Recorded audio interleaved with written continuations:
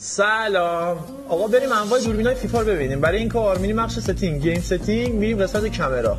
دوربین اول تکنیکال. دوستان این دوربین به درد پسرا نمیخوره، علتش هم خودتون میدونید و اینکه اصلا چیزی معلوم نیست، انگار دو تا کلونی مورچه سر دختر دعواشون شده. آقا دوربین بعدی پرو.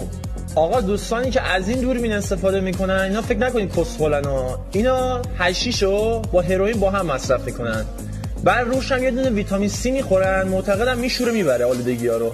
دوربین بعدی کوآپ. آقا این دوربین خوراک لاشخوریه، یعنی خوراک لاشخوریه. چرا؟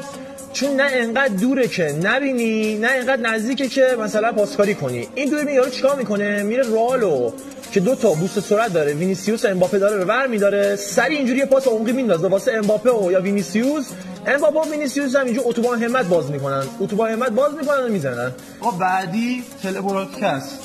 تلبرودکست استاندارد مسابقات فیفاه. چرا؟ آقا نگاه کن، الان شما، من یه پا دو پا دارم میکنم، مشخصه روپایی میخوام بزنم، مشخصه دریبل میخوام بزنم، مشخصه، بعد لاشخوری هم نداره. نگاه کن، شما بخواید بلند پاس بدی با جلو رو ببینی، نگاه کن اصلا از این و بندازم اون و مشخصی تو با از زیر نگاه کنی، قانونا با اینو بازی کنید.